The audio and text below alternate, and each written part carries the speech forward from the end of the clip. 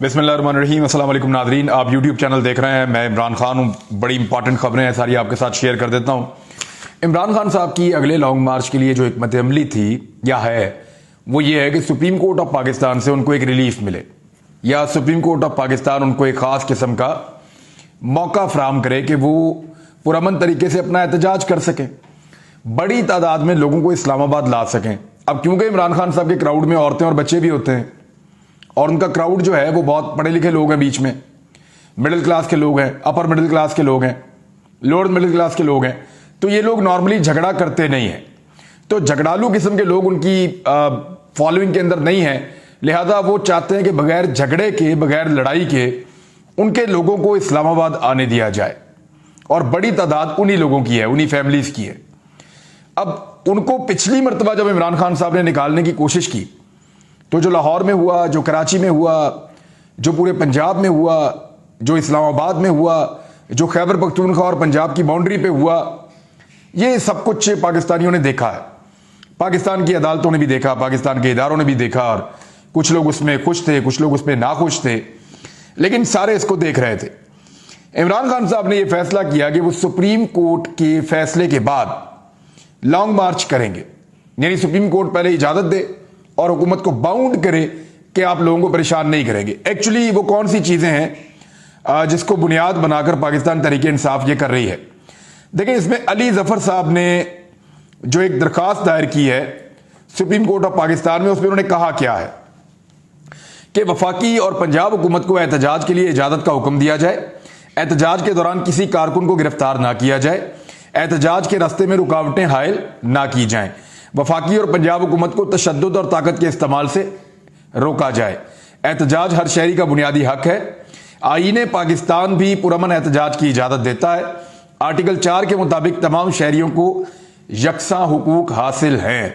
आइन का आर्टिकल 15, 16, 17 और 19 पुरअमन तरीके से नकलो हरकत, जमा होने यानी मजमा इकट्ठा करने, बोलने और इजहार राय का हक देता है। तहरीक इंसाफ के एहतजाज के दौरान बड़े पैमाने पर गिरफ्तारियां एहतजाज रोकने के लिए थी। तहरीक इंसाफ के कारकुनों के खिलाफ मुकदमात आज़ादी इजहार राय पर कदगन के मुतरादिफ हैं। ये बैरिस्टर अली जफर साहब ने पाकिस्तान तहरीक इंसाफ की दरखास्त जमा करवाई। इमरान खान साहब का यह मानना है कि इस पर जब सुप्रीम कोर्ट का फैसला आएगा तो फिर हम एहतजाज करेंगे, लेकिन फिलहाल सुप्रीम कोर्ट ऑफ पाकिस्तान ने इसके ऊपर एक एतराज लगा दिया है। सुप्रीम कोर्ट में तहरीक इंसाफ के लॉन्ग मार्च से मुतालिक दरखास्त पर रजिस्ट्रार ऑफिस ने एतराज उठाते हुए कहा कि दरखास्त में जो नुक्ता उठाया गया है इस पर अदालत उज़्मा पहले ही फैसला दे चुकी है। एक मामले पर फैसला हो जाने के बाद दोबारा सुनवाई नहीं हो सकती। एतराज में कहा गया कि दरखास्त गुजार दे मुतल्लिका फॉरम से रुजू नहीं किया, यानी वो गवर्नमेंट के पास जाएं, वो जो इंतजामिया उनके पास जाएं, उनसे कहें जी हम आना चाहते हैं, लेकिन पॉलिसी तो गवर्नमेंट बनाती है और गवर्नमेंट फिर रोक लेती है। लेकिन अब ये एक एतराज है जो सुप्रीम कोर्ट ऑफ पाकिस्तान से आया है, लेकिन कुछ सवालात पैदा होते हैं और वो सवालात बड़े सादा हैं। पहला सवाल यह है कि क्या कहीं जो चादर और चार दीवारी का तकद्दुस पामाल हुआ, इस पर कहीं कोई नोटिस हुआ पूरे पाकिस्तान में? जवाब है नहीं हुआ। क्या कहीं खवातीन और बच्चों पर जो आंसू गैस की शेलिंग की गई और मुबैना तौर पर एक्सपायर्ड शेल इस्तेमाल किए गए, क्या इसके ऊपर कहीं कोई नोटिस हुआ? नहीं हुआ। क्या कहीं बुजुर्गों और नौजवानों को बगैर वारंट के जो गिरफ्तार किया गया, बड़े पैमाने पर घरों के अंदर घुसकर, घरों के बाहर से एहतजाज करते हुए इनको गिरफ्तार किया गया, इस पर कोई नोटिस हुआ? तो नहीं हुआ। क्या इंसानी हुकूक की जो बदतरीन खिलाफ वर्जियां हमने देखी और सोशल मीडिया पर रिपोर्ट हुई, मीडिया पे तो बहुत कम रिपोर्ट हुई क्योंकि PMLN का बड़ा अच्छा तगड़ा कंट्रोल है PDM की जमातों का मीडिया के ऊपर, और जो मीडिया कंट्रोल में नहीं है उनके ऊपर मुकदमात दर्ज हो रहे हैं, उनके लिए हालात टाइट किए जा रहे हैं और उनके चैनल्स को बंद किया जा रहा है। दूसरी जानब इंसानी हुकूक की जो खिलाफ वर्जियां हैं उस पर किसी ने नोटिस लिया?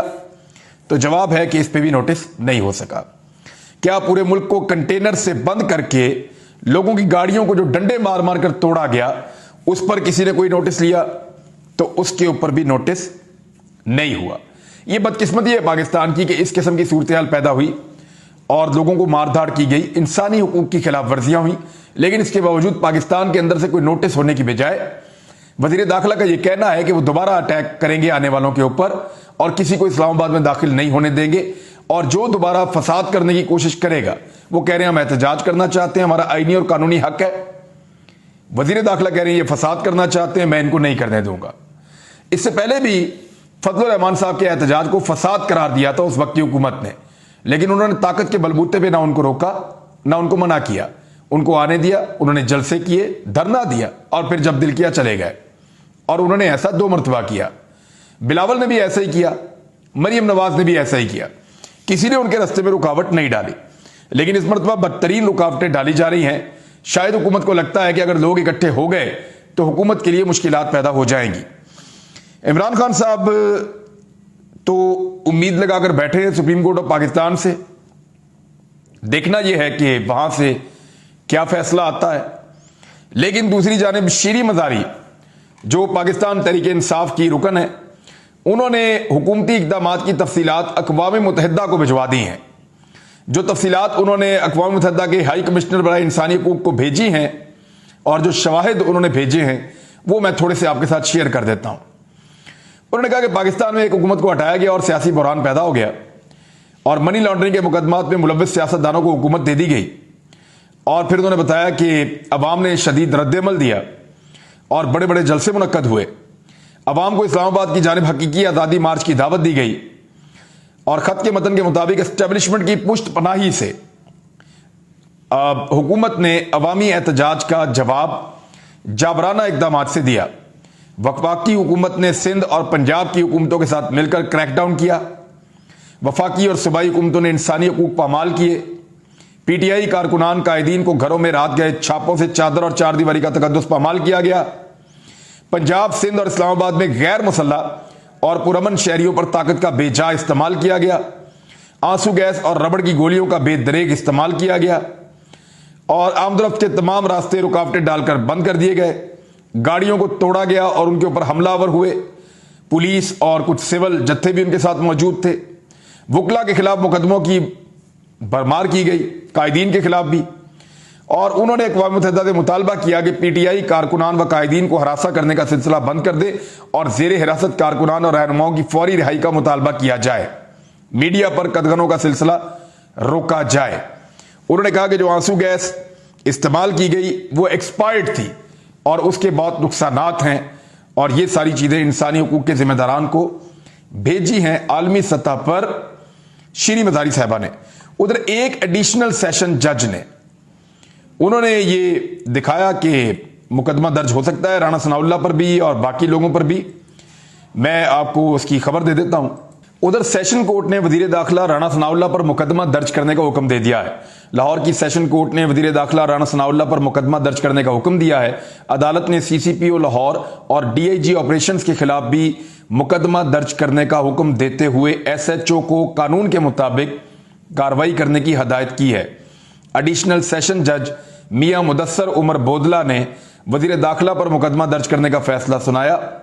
याद रहे दरखास्त गुजार हैदर मजीद एडवोकेट ने राणा सनाउल्लाह पर मुकदमा दर्ज कराने के लिए सेशन कोर्ट से रुजू किया था।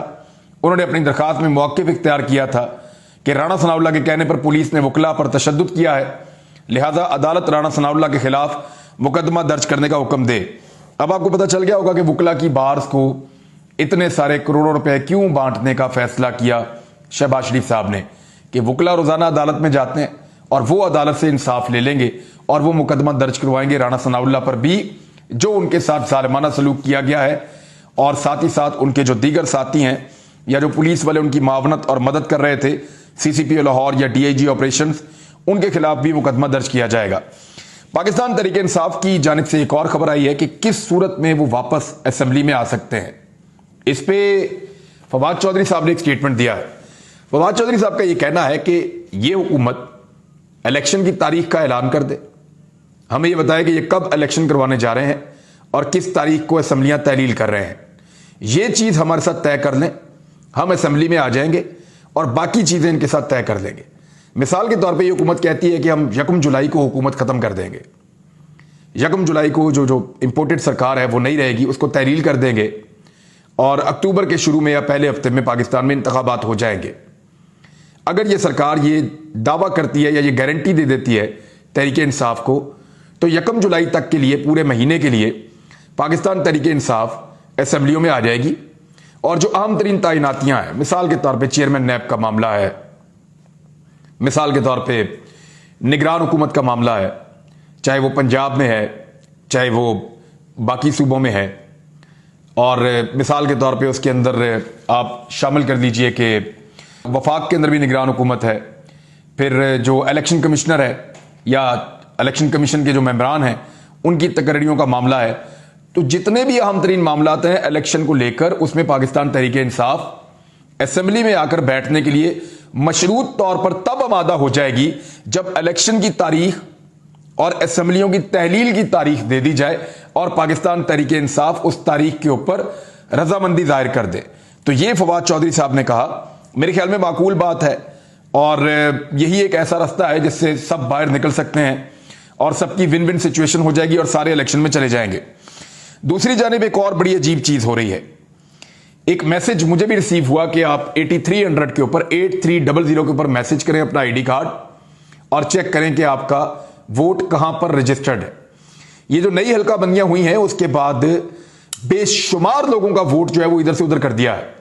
कुछ लोगों ने यह दावा किया कि इलेक्शन कमीशन ऑफ पाकिस्तान ने जानबूझकर यह किया है और इसके अंदर उनकी मावनत कर रहे हैं उनकी पसंदीदा जमातों के लोग। वो खुद बता रहे हैं कि ये लोग हमें वोट नहीं डालेंगे, हमें पक्का पता है कि ये लोग हमें वोट नहीं डालेंगे, लिहाजा इनके वोटों को दूर दराज इलाकों में फेंक दिया जाए। मिसाल के तौर पे मेरा पूरी फैमिली का जो वोट है वो हमेशा डॉक्टर यास्मीन राशिद के हल्के के अंदर राजगढ़ लाहौर में कास्ट होता है। इस मरतबा हमने प्लान किया था कि हमने जो अपना नया घर बनाया है हम इसको वहां लेकर चले जाएंगे, लेकिन अभी जब हमने 8300 के ऊपर अपना आईडी कार्ड डाला तो जो हमारा वोट निकला वो एक वादत कॉलोनी का इलाका है जहां से हमारा दूर दूर तक कोई ताल्लुक नहीं है। हमारा कोई रिश्तेदार वहां नहीं रहता, हमारा कोई जानने वाला वहां नहीं रहता, हम कभी उस इलाके में रहे नहीं, कभी उस इलाके में कोई कारोबार नहीं किया, तो कोई ताल्लुक वादत कॉलोनी या वादत रोड के इलाके से हमारा नहीं है। लेकिन हम लोगों के कुछ के वोट वहां डाल दिए, कुछ के कहीं कर दिए, तो सबके वोट इधर उधर कर दिए उन्होंने, और वो इसलिए किए कि ताकि ये कल को वोट डाल ही ना सके।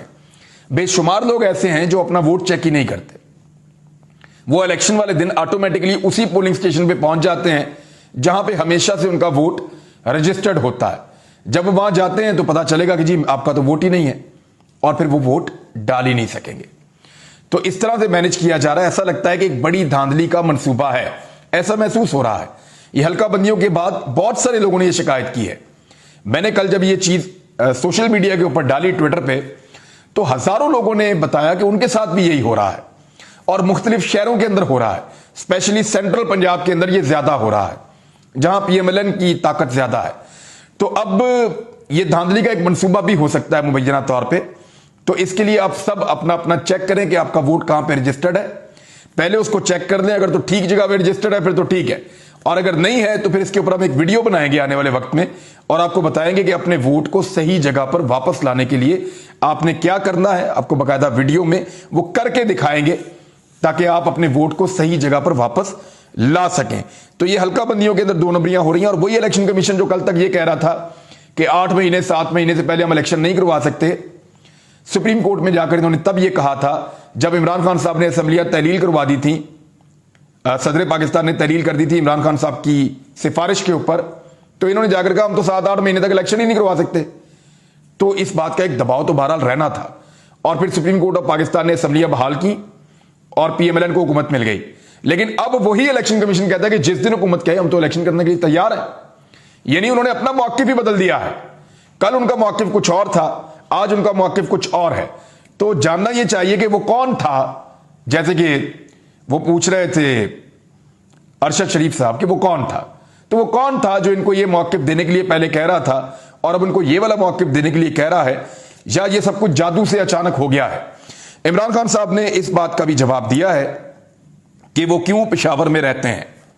उन्होंने कहा कि अगर वो उनको ये खतरा है और उनको इस बात की इंफॉर्मेशन है कि जब वो बनीगाला आएंगे तो उनको हाउस अरेस्ट कर लिया जाएगा, उनके राब्ते मुनक़ता कर दिए जाएंगे उनकी पार्टी के साथ, और वहां पे बहुत शदीद जैमर्स लगा दिए जाएंगे। तो ऐसी सूरत हाल में इमरान खान साहब की पार्टी गैर फाल हो जाएगी लीडर की गैर मौजूदगी में, और ये एक फाशिस्ट हथकंडा जो है वो अपनाया जा सकता है। इमरान खान की गिरफ्तारी से तो बहुत बड़ा इंपैक्ट आएगा, लेकिन अगर उनको हाउस अरेस्ट किया जाता है तो इससे उनकी पार्टी को गैर फाल करने की कोशिश की जाएगी। और चारों तरफ कंटेनर लगा के बहुत बड़ी फोर्स खड़ी कर दी जाएगी।